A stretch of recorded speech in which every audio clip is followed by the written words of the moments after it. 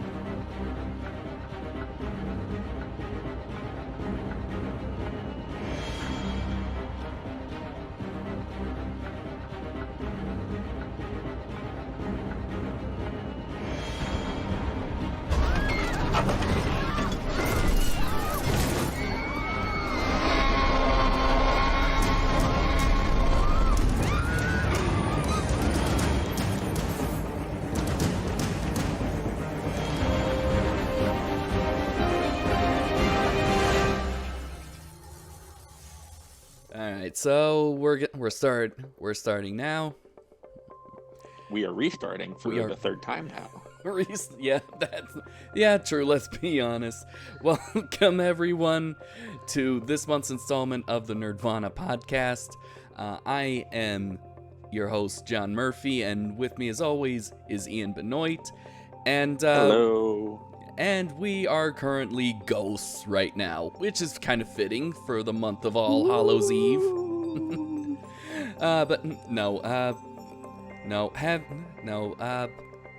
Last month when we had technical problems, they were kind of managed a little bit. They were managed a little bit. We made a good comedy out of it. Yeah, we did. Now it's just a hassle. I don't know what's going on, but my internet was going in and out. I thought I tried something to fix it that made it worse, and now the internet is staying connected, but now Ian can't hear me because my audio goes in and out. So. And actually, it turned out that once we turned off the video cameras, it turned out pretty well. So we're kind of digging out a retro look for us. Yeah. So for how we started, and which is too bad because I was hoping to do a Vincent Price impression opening. Well, we still have your footage. We can just, edit in some goofy effects and have, everything go to shit, because it did. Okay. Yeah. But as evidenced by what I assume John recorded, we are doing our first Tim Burton film. Our first Tim Burton film, and not just any Tim Burton film. It is one I have never seen. Do you regret seeing it? Well, I wouldn't say that I missed something big and monumental, but it's definitely something I should have seen. So it's not. Well, yeah, it has Vincent Price in it. Why haven't you seen it? Vincent Price. I don't know. Maybe because I would. If I wanted to see Vincent Price, I would see movies that he was the lead in. Well, you can't have everything now, can you? Yes, you can when you have internet, unless it goes out. Unless it goes out. Fair enough. All right. So, so listeners, if you have been with us long enough for these 5 years that we've been doing this, you know that I'm the movie guy. Ian John? is what? Yes? Yay! I'm back. Oh, audio went out again. No, just for a few seconds. Keep going. Okay. The problems continue. Do I just need to move to Iowa? I don't know. Maybe I should Record in-person podcast. Maybe I should move to Pennsylvania. Hey, you could. I could. We are looking for a new videographer at work. Ooh. I can send my reel over there. I can just send them your reel. You have it on your YouTube channel. True, yeah. But, so, what do we think about this rather unusual film?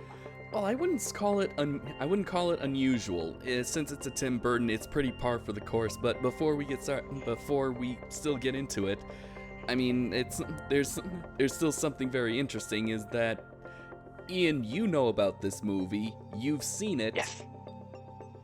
And I'm the only one. I'm the only one in this show right now that hadn't seen it before, even though it is technically nostalgic.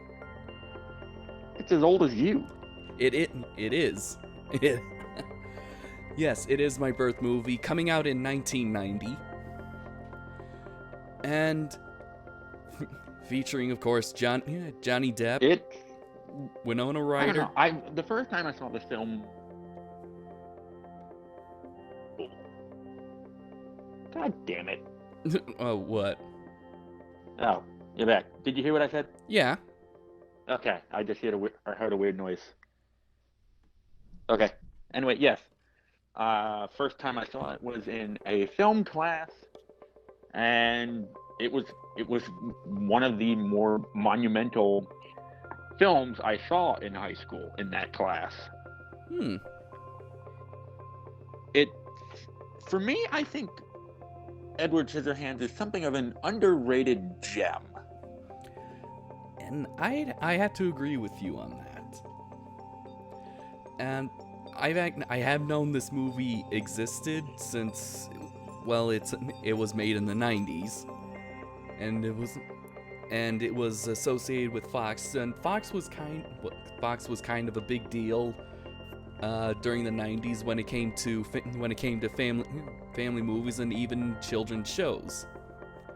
Now they're not really even such a big deal anymore. No, not since. No. The mouse. But yeah, I knew this movie existed. I just didn't know what it was about, and knew that it had Johnny Depp. And honestly, I have to thank you, Ian, for making me watch this, because honestly, I don't know what to think about it. It's not a bad movie per se, and it's by no means like one of Tim Burton's greatest, but I will agree, it is definitely a gem. It is definitely a gem. And mostly because you can definitely feel Burton in it from the very first frame. Mm-hmm. If there was ever a movie that says this is Tim Burton, it would be Edward Scissorhands. From the story, to the sets, to the characters, to the designs, everything about it. Yeah, it has his trademark style all over it. Mm-hmm. And one of the best things I think this movie does is subversion. How so? Well, maybe subversion is not the right word for it.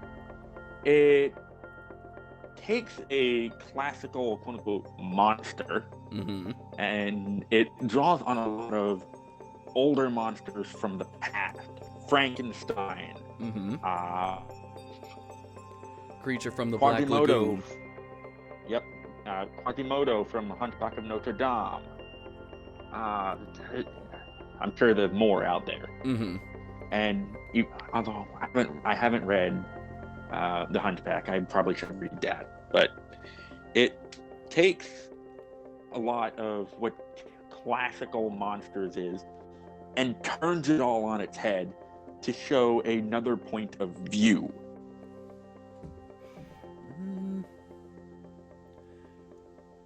I mean, if someone else were to make a movie that titled Edward Scissorhands, what do you think it would turn into? It probably would turn into into a basic horror movie. Yes, but it doesn't. That's kind of the thing. That's the thing with Tim Burton is that yes, he has horrors that kind of have he has images that are like visually horrifying. But he doesn't tell horror stories. Even though he doesn't. Even though a movie that he would make in the future, which I think we should review for next October, definitely makes use of horror. I think I know what you're talking about. It was recommended to me when I told my coworkers that we were doing Edward Scissorhands. So I have a strong idea of what you're talking about. I have never seen that movie.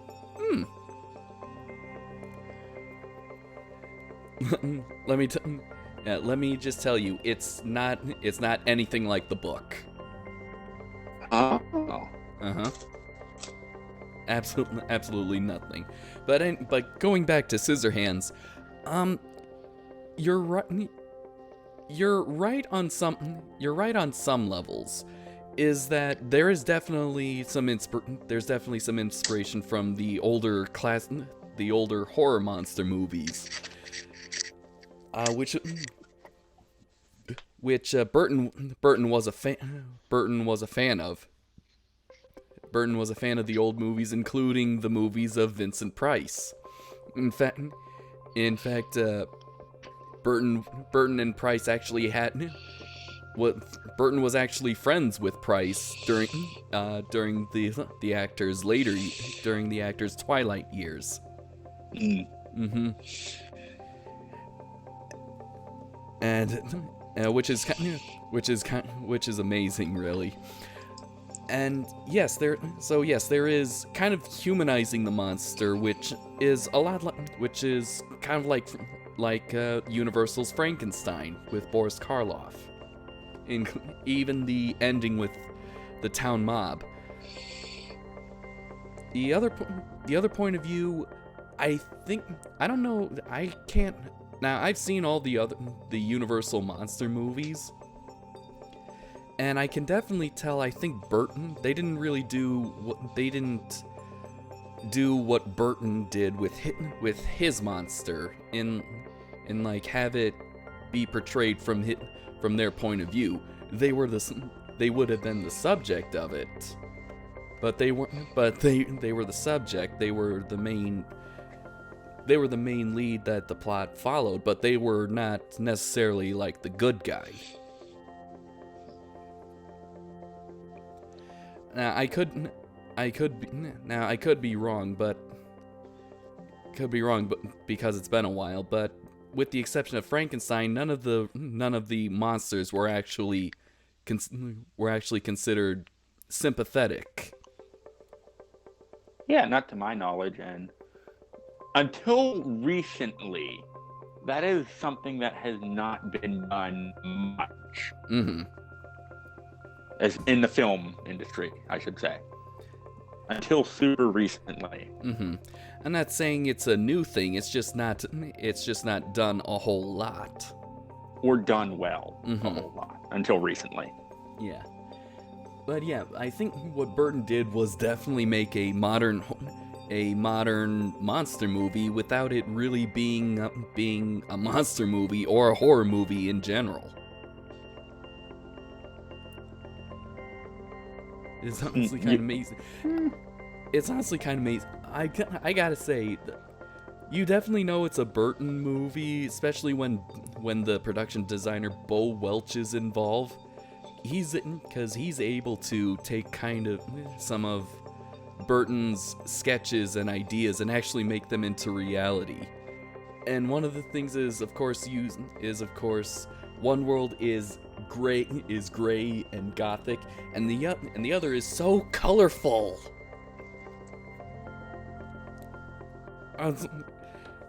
I've got to say, the weirdest thing about the movie was not the mansion. It was the neighborhood. That classic late 50s, early 60s suburb of pastel. That, you know what's kind of weird is that I cannot actually determine what era Edward Scissorhands is supposed to take place in. Let me look. I mean, the colors and fashion are, as well as the cars, are all the 50s. Are all 50s, that kind of thing. But there's a van with flame decals on it that doesn't look like it belongs in the 50s or 60s. And there's color TV, which didn't exist until about the 70s, I think. And then one of the characters says, "Wish I had that. Wish we had that on tape." Yeah, video recording did not exist until about the 70s, and even then it was Betamax.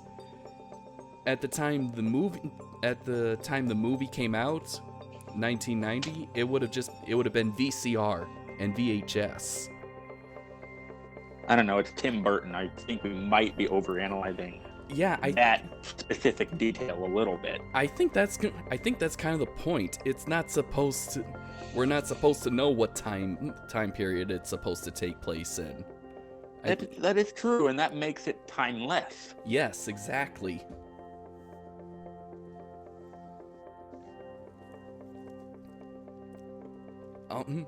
As well as the setting of it being the suburbs. 80s and 90s, they loved suburbs.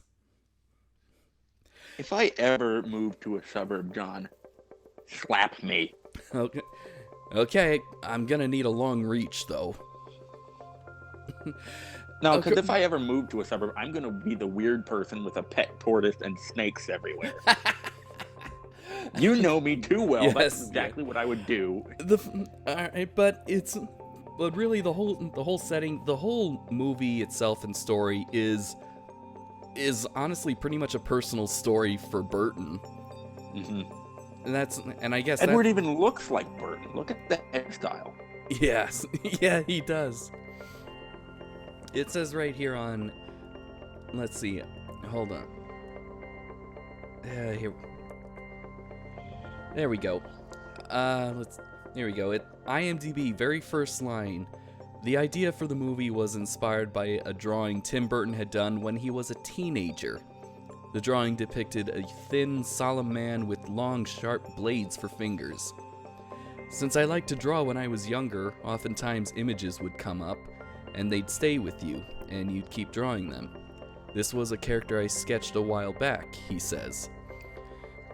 He explains the character represented him as he was in his teenage years, and how the film represents much of his time growing up. He likened growing up in suburbia to a Frankenstein movie with the suburbanites acting as the angry villagers. Burton also stated that he was often alone and had trouble retaining friendships. I get the feeling people just got this urge to want to leave me alone for some reason. I don't know exactly why. And from what I researched, the neighborhood that Edward was taken in is definitely based off of the suburbia that Burton grew up in Burbank, California. So yeah, this is why I definitely would describe this as this is a beautiful movie, because it's definitely Burton.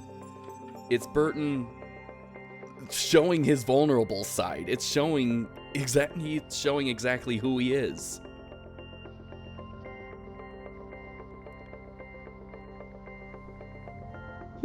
Yeah, and honestly, that's relatable to a lot of us. Mm-hmm. I mean, especially growing up, how often did you feel like an outcast in your hometown? Oh yeah. But I felt that way. Everyone else was into sports or Nintendo, and well, okay, Nintendo was fun, but I didn't care for sports. I didn't care for what was the top 40 playing on the radio. What? But that's in John. Oh, like you were into that. No, I was surrounded by sports. Uh-huh. Literally the only thing that happened in my small town was the Friday night high school football game. Which I admittedly did go to a few times. Yeah. But there were milkshakes, so that's my excuse.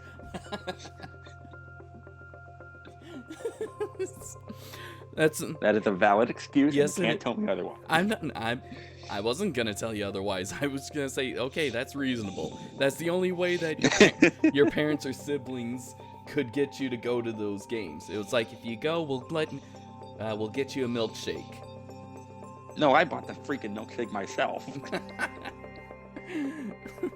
I just did it to get out of the house. Okay. Well, yeah, in a small town. Yeah, a small town. Where are you gonna go out of the house? The mall? Did you have a mall? What are those? Aren't those extinct? Nearly. More like an endangered species. Mm-hmm. We can let those go extinct. Are you kidding? I hope they don't go extinct. But back to the top. Yeah. Yeah. So yeah, Edward Scissorhands is definitely over the top, not to be taken too seriously, but at the same time, there's some.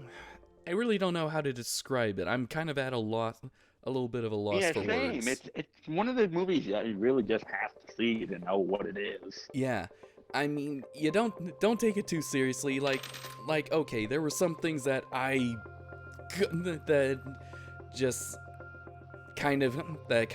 I had gripes with it, but they're minor nitpicks mostly, and it's just that the daughter who. And you're dying again. I'm dying. Ah. Remember to have lamb for dinner. Oh God, that's a throwback.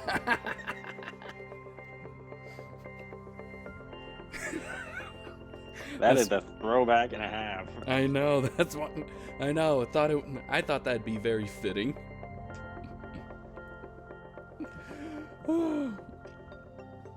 Alright, so the gripe I had is that the daughter and the boyfriend, they get Edward in trouble. He doesn't rat them out, and the daughter, who of course is culpable, can say no, that's not how it happened, but instead says that the boyfriend should tell the truth. It was like, you were there. You tell the truth. You tell the truth. Mm-hmm. Ah. Don't blame it on the disabled guy. Jeez. Mm-hmm.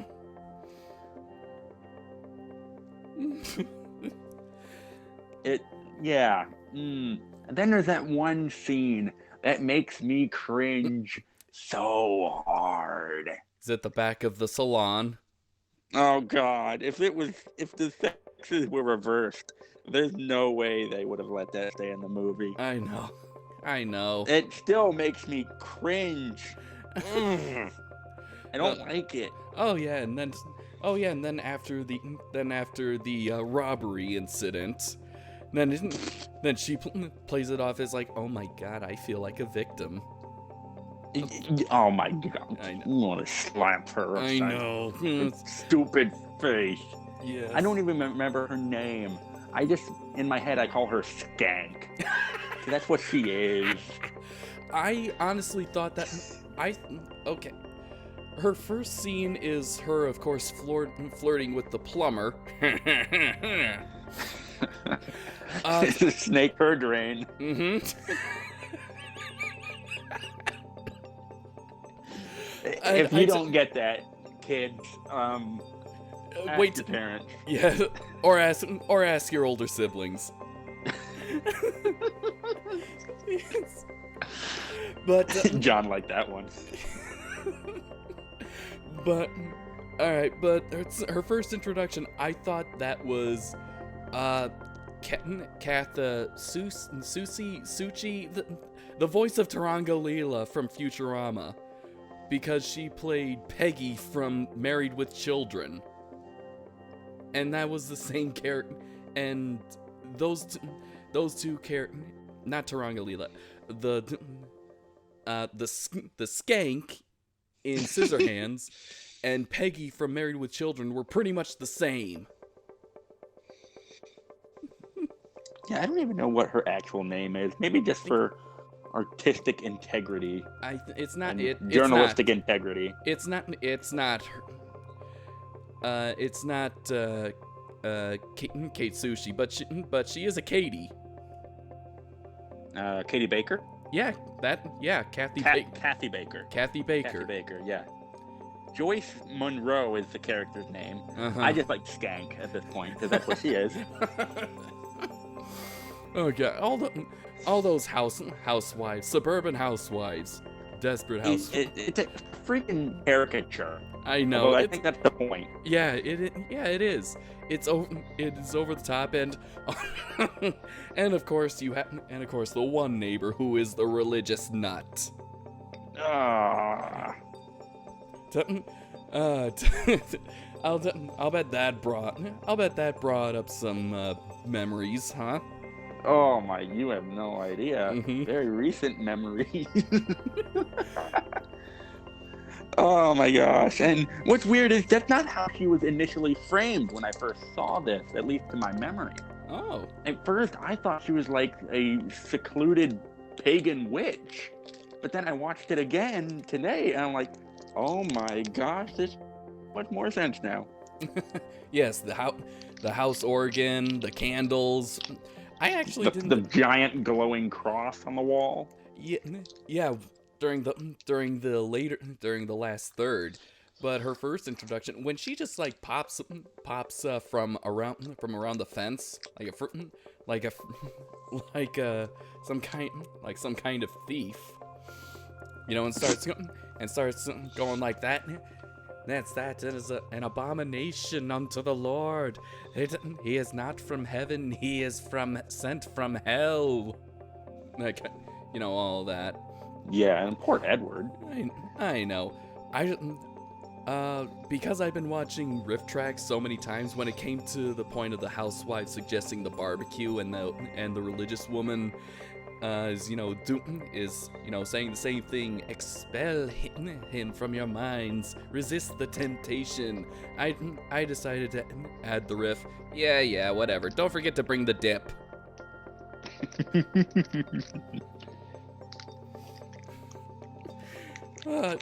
I'm just glad she's not featured so many times, because if I wanted characters that were just overly religious, I'd watch Stephen King. I would watch Futurama and look at the Preacher Bot. And that's a good one. That is a good... I'm just glad she's not featured, and I like that Edward actually just gets his revenge on her. Yes. Yes. For my cold, dark, pagan heart. Yes. Yes, that was I love it. Honestly, she deserved it. Yeah. She was an ass to him the entire time. Mm-hmm. And what weird is, she was an outcast in the town too. Yeah, pretty much, yeah. So, in a conventional movie, you would think that, the outcast would, grow closer to each other. Mm-hmm. Nope, not in this one. Well, she's not. She's not. She's depicted as being older, even though technically I think Edward is ageless. Is essentially like a doll. So yeah, there would be like an age difference. So no, if she was supposed to be like the romantic interest, it'd be kind of weird. Well, weirder by Burton standards. Dude, this movie's already weird enough. I said weirder by Burton standards. Dude, we had the skank try to seduce Edward, and he doesn't freaking know what's going on. I know. Yeah, I know. He's so innocent, and it's just like, oh, gosh. Mm-hmm. I know. Yes, I know. But, it was kind of weird watching it. It's saying like, okay, so this woman who's selling makeup just decides to go to this dilapidated looking mansion, see if anyone's still living, see if anyone's living there, sees someone there, and it's some gimpy looking guy with scissors for hands, and just says, "You want to come live with me?" Yeah, you might want to call the authorities and be like, hey, this guy's been up here for who knows how long. I know, but... Okay. Yeah, for the story to work at some suspension of disbelief. However, we don't really do that on this show. Well, what the hell is going on? It depends on the movie. I mean, I can suspend my disbelief for certain things. I can, I'm okay, when it comes to Jurassic Park, okay, yes, they use frog DNA, fill in the holes of preserved dino DNA for 65 million years inside a mosquito's belly. Okay, I can do that. Trying to outrun a volcano ash and not being burned? Sorry. Yeah, I will agree with you there that Owen should have died then and there, but Mm-hmm. But then there's this, and it's just like, don't you have some questions? I know, He's but a stranger. I know, but considering the world that we live in now, it's kind of nice that there's some kindness. It's nice to see some kindness. Yes, granted, true, but even so, you don't really want to tell anybody about this. She didn't even really tell anyone. No, everyone's just freaking nosy as shit. I know. Well, it was the age before social media. All they had to do was gossip through phones, and then meet on the corner of the block. Their gossiping went on into the night. Right until the husbands came home. I know. That's what's so... Oh, God. I definitely gotta tell Tyler about riffing this movie. This sounds really fun. This sounds like it'd be really fun. Should we add this to our drunk movie watch? No. No? No. I don't... Not yet. I don't think so. That's only for bad movies, then. Yes. Which is why you want to do a Fallen Kingdom. Yes. Bad movies that will probably be better if I'm drunk. So, The Room. Oh, I know The Room. Oh, I know The Room is a bad movie, but it is so bad it's good. I don't need to be drunk to enjoy that. But, so, what other characters stood out to you? Aside from the main character? Yeah. Because he obviously has to stand out for the plot to work. Mm-hmm. I mean, yeah, his hairstyle, his complexion, he is black and white and gray in a world full of color. And very sickening color at that. Ugh. I know. That is what's so that's what's so great. That's what's so great about Burton is that he just cleverly uses like drab colors. He's good at colorful storytelling. Yeah. I mean, just look at The Nightmare Before Christmas. Yeah, for a better example, I say look at The Corpse Bride. Corpse Bride, that is a very good example. The world where everyone is alive is so drab and dull and gray and sad. There is zero color whatsoever. I know. But everyone is dead. It's so colorful and, for lack of a better word, lively. Yes.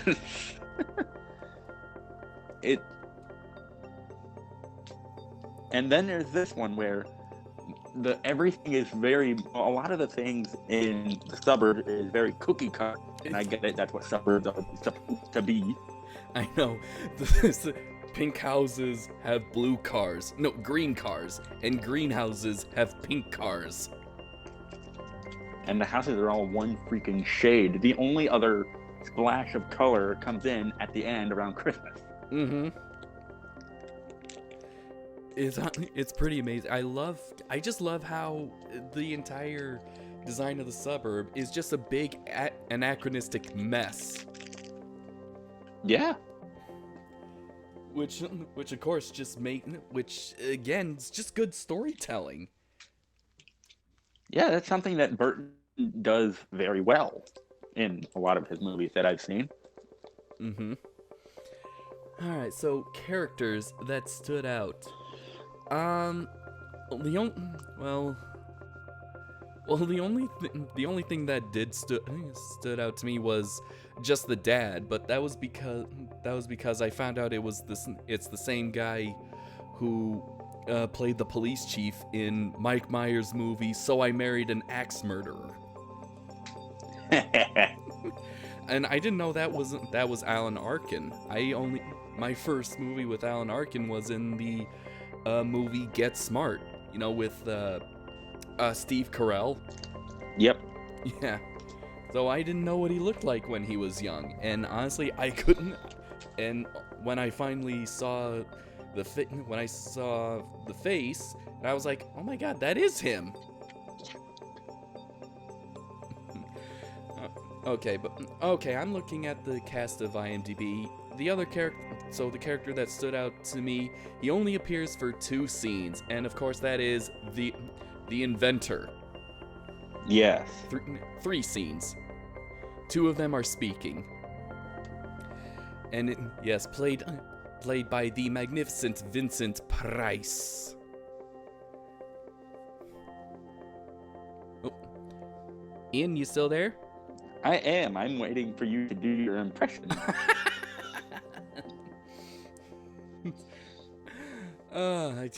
I don't have anything planned. Well. Yeah, moving on. But Vincent Price, you actually have seen Vincent Price before, Ian. You did tell me about that one movie, The Last Man on Earth. Yeah. Yeah, a movie Holy crap. Yeah, a movie you said you didn't like. It is the worst movie I have ever seen.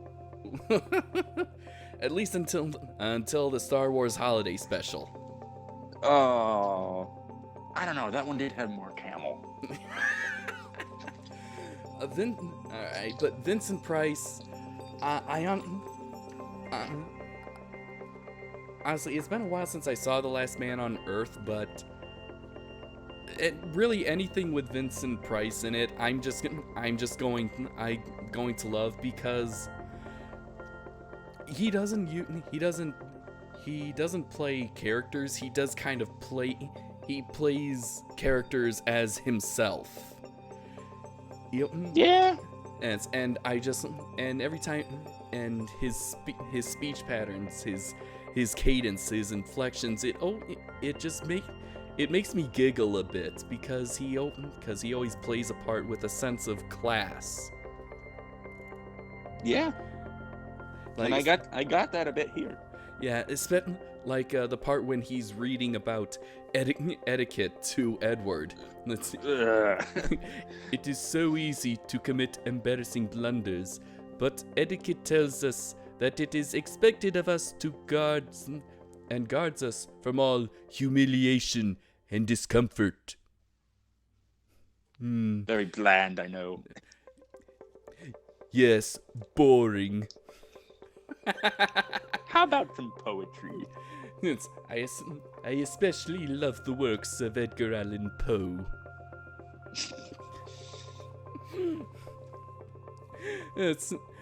There was an old man from the Cape who made himself garments of crape. When asked, "Will they tear?" he replied, "Here and there, but they keep such a beautiful shape."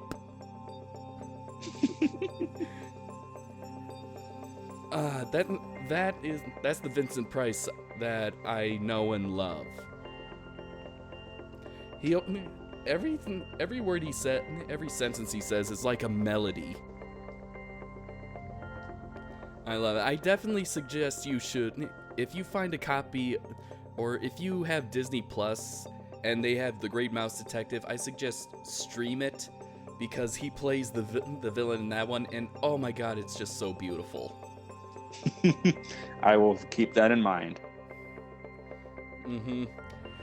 That was a movie I watched as a kid. Gave me nightmares, of course, especially with the opening. But I wouldn't have it any other way. There's one other character that we have not seen on this show, John, in quite a while. Are you talking about Johnny Depp? And it's not Johnny Depp. Oh, okay. Who then? Winona Ryder. Winona Ryder. Yeah. We have not seen her since Alien Resurrection. Oh, yeah, that's right. What's funny enough is that I decided to put that episode on while I was working, and we did really we had a good time tearing that movie apart. Yes. Yes, Winona Ryder in this movie in one of her better roles. As of course as the love interest for Edward Scissorhands, and funny enough, they is just like in Jurassic Park with Jeff Goldblum and Laura Dern. Johnny Depp and Winona Ryder actually started dating, and I think they were engaged briefly.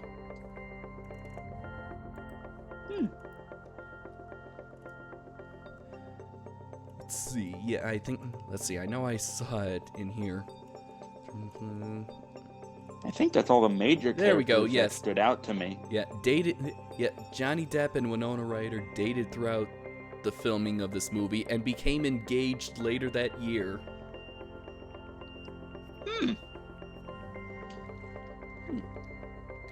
I wonder, does IMDb still... No.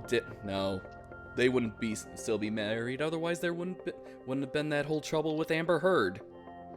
Yeah, no, I think they split up a while ago, but they're still on good terms though. Oh, that's very nice. At least from what I've heard, because Ryder did come to Depp's defense. Oh, good. With the whole Amber Heard thing. Good. That's very good. That's very good. And I think after with the whole thing with Amber Heard, Johnny Depp would definitely need like a confidant, or definitely like a pillar, someone in his corner. I I do hope Amber Heard has someone in her corner.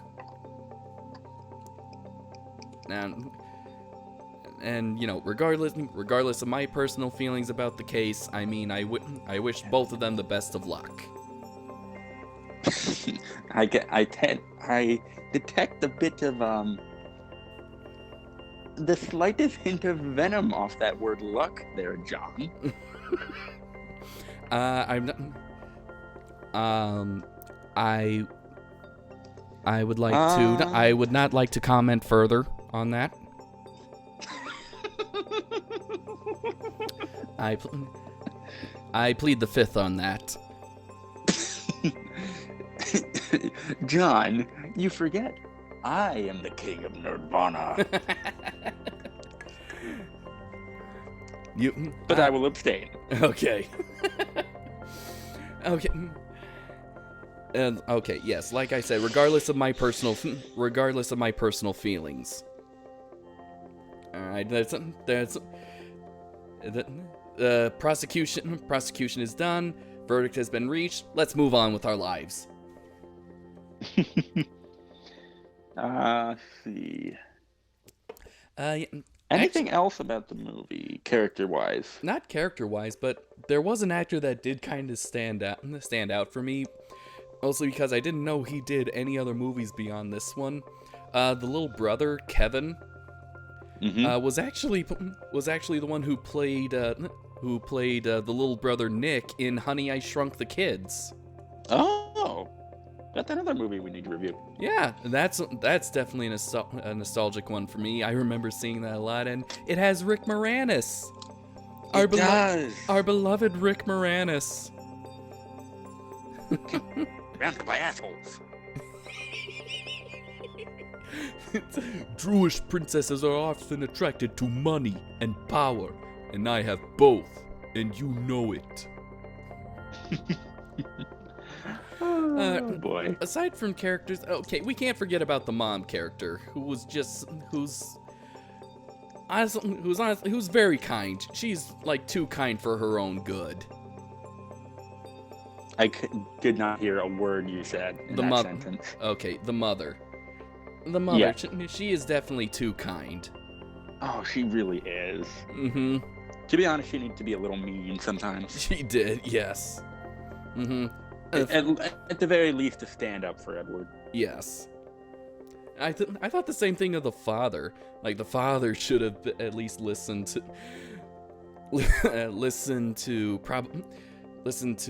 Edward a little bit more, especially, you know, the aftermath in the salon.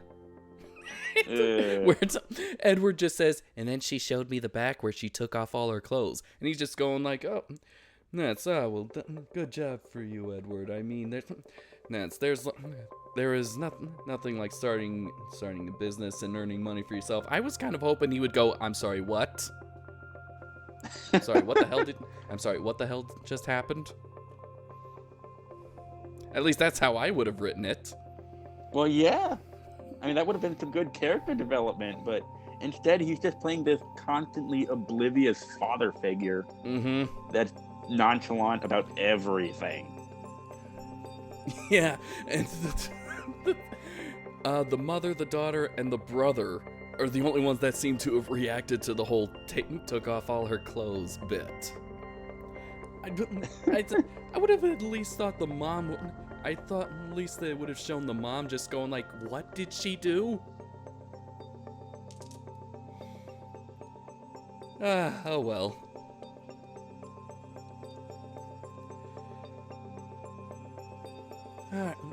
Okay, that's all I can think of. How about music? Oh, the music. Okay, it's composed by Danny Elfman. It's no Corpse Bride or Nightmare Christmas. Say what? It is still good. It is no Corpse Bride or Nightmare Before Christmas, but it is still good. It is honestly, for Danny Elfman doing it, it doesn't feel like some of his usual work. I mean, if you listen to Nightmare Before Christmas, Corpse Bride, or even the Batman theme back to back, you can kind of get a feel for Danny Elfman. for like Elfman style, but for this, it's like very different. It really is. Did Elfman really score this, or did he just like have a moment of clarity and decided to do something different? Right when Edward goes on his rage-fueled destruction, slashing his topiaries and slashing his own topiaries, deflating tires and scaring the religious woman. Although, to be fair, I don't think that's really an offense. No, I'm pretty sure everybody would have rallied behind him if it was just that. Yeah. That's when you definitely hear the usual Elfman style of music. Yeah. But it is amazing. And honestly, it's the main theme, the main melody with the chorus going ooh, all that. It just makes everything beautiful. Mm-hmm. That's what I wanted to, like, when I was done with the first viewing, like after the movie was over. I just wanted to send you one word through Messenger: beautiful. That's what it was. The movie was, honestly, from at the end, it was beautiful. Yeah. Granted, plot-wise, some of it did feel like... What? They gave... I do wish that Edward did get another darker theme initially, instead of the more calm sounds we got when he's first revealed. Mm-hmm. I wish it would have been a bit darker, and then that could have been subverted a bit, but, personal taste. Yeah, but I think with that not very dark theme, that's actually another good subversion, really. Especially with the atmosphere of that. Oh God, the interior of that mansion. Again, except the gardens are perfect. They're beautiful. Uh-huh. And then you go inside. It's drab and gray, but oh God, that's what I like. This is what I like in my old mansions. But the music is still calming.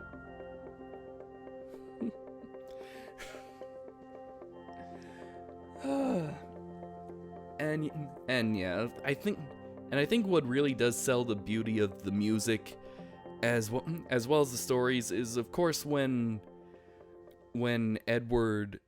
we see him make the ice sculpture, the first one. Yeah.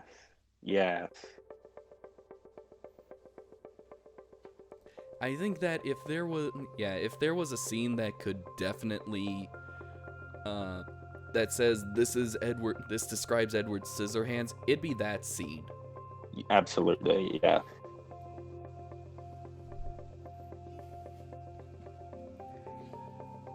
I have to say, now, some of it does kind of feel like it runs a little bit too long.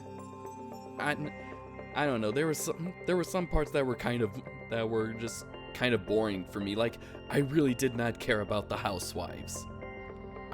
Yeah. I did not care whatsoever.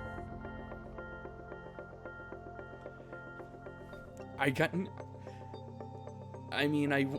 of wish there was probably some other way that we could have followed along Edward's journey as trying to find his place in a very colorful world without them, but for the life of me, I can't think of any.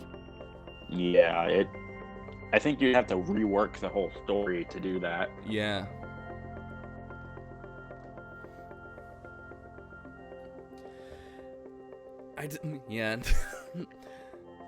But I did kind of like how how everyone was just so accepting of him. Housewives and even the husbands.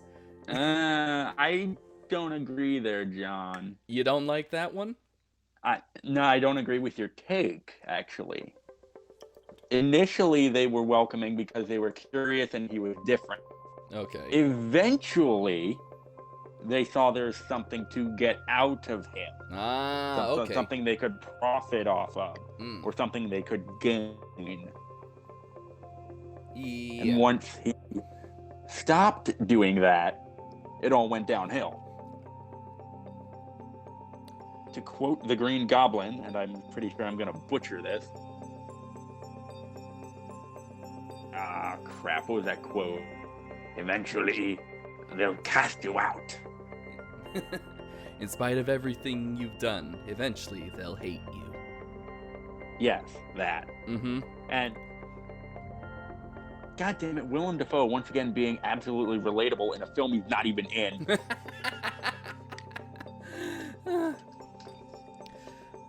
I can. Oh, hello. I heard a clip.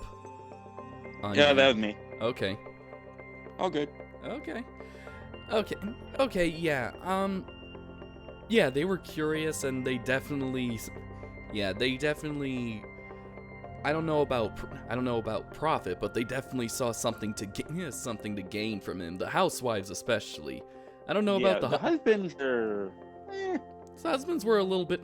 The husbands were a little bit more accepting, especially the guy that said he got shrapnel in the leg. But even he turned on Edward. Yeah. And that was only after the robbery. Yeah, but when he got framed for the robbery, yeah.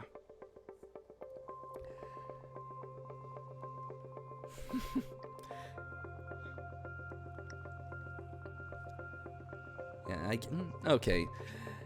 So many people in this movie are assholes. I know. Yeah, but it was kind of refreshing to see that a neighborhood was initially accepting of him, even if it was for selfish reasons. I mean, usually in these types of movies, whenever someone like Edward is brought to their neighborhood, they're like instantly wary, suspicious of him, or just outright nasty. And I'm not talking about Blazing Saddles. That's meant to be funny. This is just something else entirely. Yes.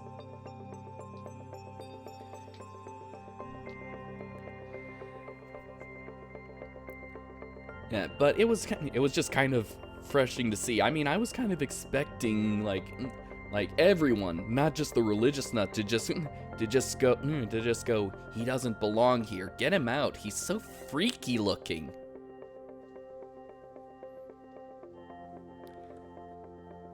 But kind of in a refreshing way. That only happened, after, shit hits the fan. Yeah, after he was framed. Mm-hmm. Of course, Edward's too nice to rat out on the people that wronged him because he's trying to be accepted. Uh-huh. And also, also, like the psychiatrist said, he doesn't really know the difference between right and wrong, but he does know the difference between nice and not nice. Yeah. Yeah, he's just an innocent soul. He was in isolation his whole life. Mm-hmm. Or nearly his whole life, yeah, so... Yeah, for most of his life. And his only caretaker, his father, never woke up. When I first heard that, I was like, oh my god, that hurt. Yeah, he doesn't understand death.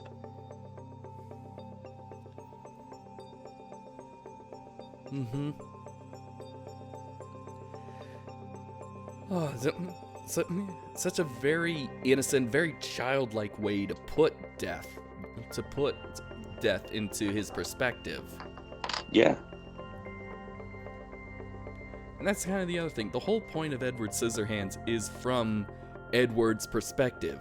So yeah, everything is colorful and over the top and out, and he is out of place, but to him, it's the people that are out of place with their fashion and colors. Yeah. At least that's my take. That's like my hot take on it. Yeah, I don't know. I can't think, but other than that, I do think this was a good movie. Yeah, it's something I think more people need to watch. Mm-hmm. And the reason why I say it's a good movie is because you can definitely feel Burton throughout the whole movie. This was a personal story for Tim. This was him essentially bearing his soul. This is his movie, and he himself has said that while it's not his best, it is his favorite that he's worked on, and it's also the favorite. It's also the favorite. It's also what he considers the best music that Danny Elfman has made. This is his favorite of Danny Elfman's work. Yeah. While it's not my favorite Burton movie to revisit or rewatch, I think it's one of the more important movies in my life that I've seen, especially from him. Yeah. I definitely can say with Edward Scissorhands, there's definitely a difference between directors that make movies with a certain style. Like you can definitely tell a Tim Burton movie with like Sleepy Hollow or Nightmare Before Christmas. Like you can definitely see when he puts his touch on movies. Edward Scissorhands is definitely not only a movie that with his touch, but it has like his soul. It has his heart in it. Mm-hmm. And I think that's what makes this movie so beautiful. Honestly, we need more movies like that. Uh-huh.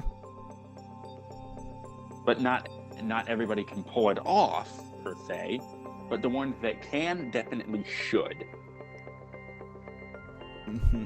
What's your favorite bit of trivia with Edward Scissorhands? Oh, let me look.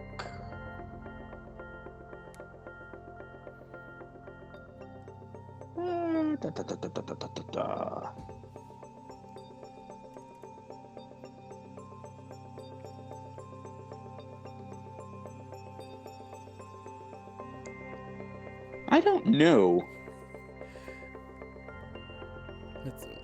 Well, there's kind of a couple for me, and it kind of does involve Johnny Depp. First, of course, being that this was the very first very first Tim Burton movie where Johnny Depp collaborated with him, and would kind of be his frequent actor in most of his movies. Mm-hmm. Back then, Depp was something of a teenage heartthrob. Yeah, that's the other thing. Depp wanted to break away from his teen idol status. It says right here on IMDb that he was famous for 21 Jump Street, but he kind of wanted to break away from, being remembered as that. And so that's kind of that's why one of the reasons why Depp signed on for the role. The other one is that apparently when he read the script, he wept. He wept because it was so good. Mm-hmm. Here's one that will make you cry, John. Initially, Vincent Price had a much bigger role. Mm-hmm. Yes. He was very unwell during the scheduled filming, apparently, and he couldn't film a lot of his scenes. Yep. Yeah, he was suffering from COPD and Parkinson's. Mm-hmm. Bad business. Yeah. He would eventually die 3 years later. This is his last theatrical performance. But he would pass away 3 years later from lung cancer. Mm-hmm. So he was on his downward spiral. Yeah. In this movie and afterwards. Yeah, but good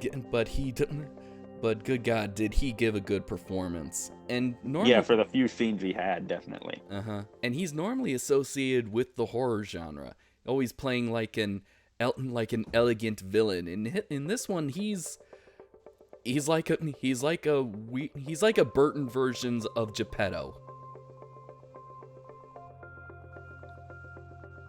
If you know what I'm talking about. I didn't hear a word you said. I'm saying we were doing pretty good. What all did you hear? God damn it. I don't know what's going on. What? Okay, yeah, I'm gonna have to get new headphones. Not just the headphones, dude. And a new mic. Yeah, there you go. Yeah, alright, what all did you hear?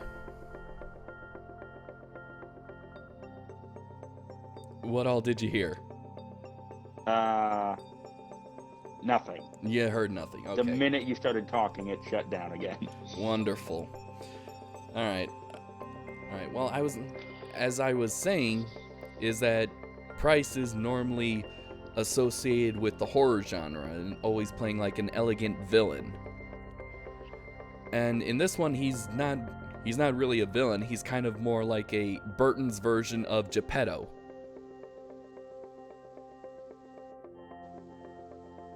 More like a Tim Burton version of Geppetto. Yeah. It took us 3 tries. It took us 3 tries, listeners, for me to tell Ian that. Audio troubles. Oh God. Other trivia: Charlie Chaplin was an inspiration for the role. Yeah, Depp studied. Depp watched the films from Charlie Chaplin so that he could express emotion without dialogue. Brilliant! Yes. See. Some of the topiary survived in a New York restaurant. Yeah, Tavern on the Green. I remembered coming across that. Whew. All right, here's Robert Smith was offered the soundtrack and inspired hair. Inspired what? You couldn't. Edward's hair. Oh. Apparently. Okay. Here's one that I like, and this is about Winona Ryder. In her high school days, Winona Ryder got beaten up for not dressing up like her character Kim. Instead, she felt comfortable in boys' clothing and had to face unfortunate consequences because of it. Ryder says she was kicked, quote unquote, repeatedly in the school bathroom. Luckily, the actress was able to get revenge on her tormentors. She reveals, "Years later, I went to a coffee shop in Petaluma, and I ran into one of the girls who'd kicked me. She said, 'Winona, can I have your autograph?' And I said, 'Do you remember me? I went to Kenilworth. Remember how in 7th grade you beat up that kid?' And she said, 'Kind of.' And I said, 'That was me. Go F yourself.'" Yes. Yes. Oh God, yeah, we all have that fantasy. And she lived it. Oh, Winona, I love you so much. Mm-hmm. Can we try to have her on the show? I don't know. Maybe. I don't know if I don't know if we're actually good enough to have Winona Ryder on here. Probably not. Oh, God. But even so, if she somehow finds this, you are always welcome, simply based on that story alone. Yes, I mean we have all had that kind of fantasy. We've all had that fantasy. Most of us have. I know I've been bullied. Ian, I'm assuming you probably have been bullied. I have been, yes. Yeah. And whereas I didn't get your long overdue revenge from it in that way. I did kind of get mine, but it was close, like during my middle school years. I got picked on so many times that what most people didn't know is that I was a green belt in Taekwondo.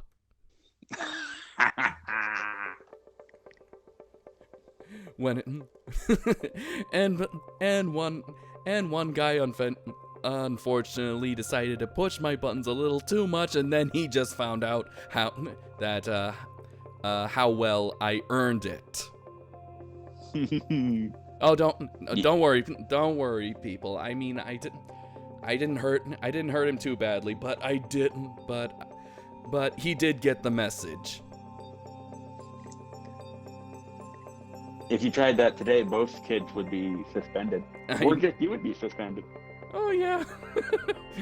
Yep. Yeah, but I wouldn't. Well, I may have gotten in trouble. I did get in trouble with the school, but I didn't get in trouble at home. Well, that's what counts. My parents knew. My parents knew what was going on. And it's like, oh my God, we forgot one of the most important people in the production. Hello? Hello? What? Hello? Can you hear me? Most important what? The most important.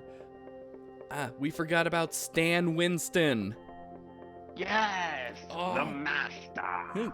Yes, the master of the 80s and 90s when it came to practical effects. The man behind the Terminator. And was he behind the graboids in Tremors? The dinosaurs from Park. The Alien Queen. Yes, the Alien Queen. And yeah, I was going to save the dinosaurs from Jurassic Park for last.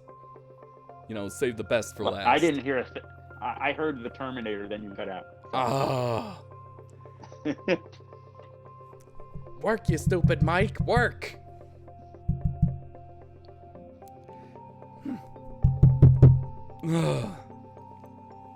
Somebody send John a new mic. I need a new mic. Or I might just have to buy. Looks like I'll have to buy one next payday. Yeah, hopefully they aren't too pricey. And you can get a decent one. I can just get an updated version of the one I have right now. I think they only cost $100. Oh, that's not too bad. Yeah.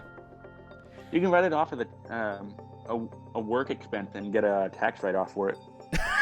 What work expense? This is all nonprofit. This is all.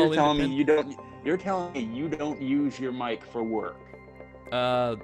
You mean no? I just use my mic for this. Oh.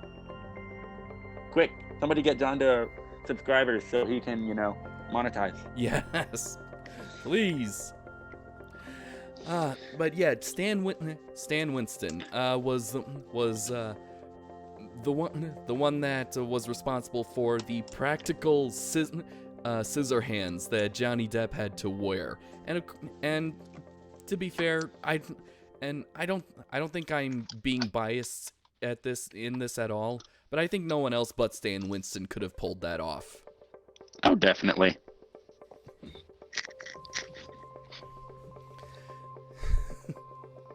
And they were very good. Can I wear those? Yeah, I bet you'd probably be mistaken for Freddy, like more than once. Probably. Mm-hmm. Because people are uncultured. Yes, you uncultured swines. John, you were uncultured until today. I know the difference between Freddy Krueger's hand and Edward Scissorhands. I knew this movie existed. I just hadn't seen it. So are you going to see it again sometime? Oh yeah, but I'm not in a big rush, but I'm glad I did see it. Absolutely. Like I said, it's a movie everybody should see. Mm-hmm.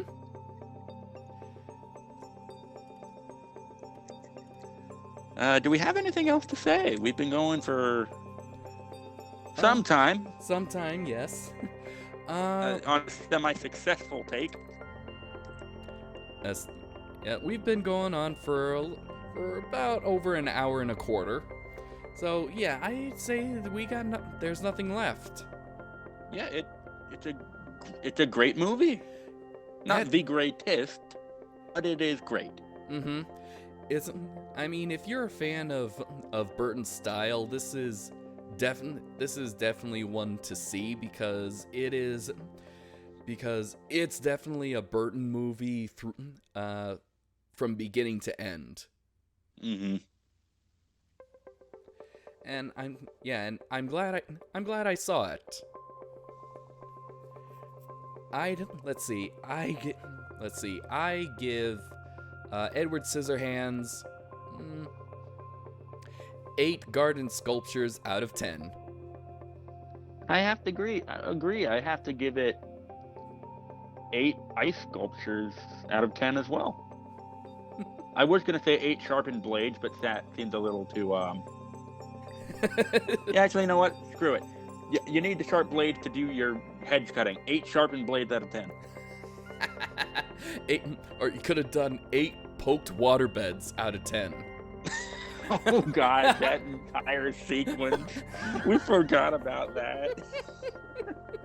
That was the only thing that wasn't in the script, apparently. Someone on set probably Johnny, probably just went, I think with these hands, if he was scared, he would probably poke a bunch of holes in the bed.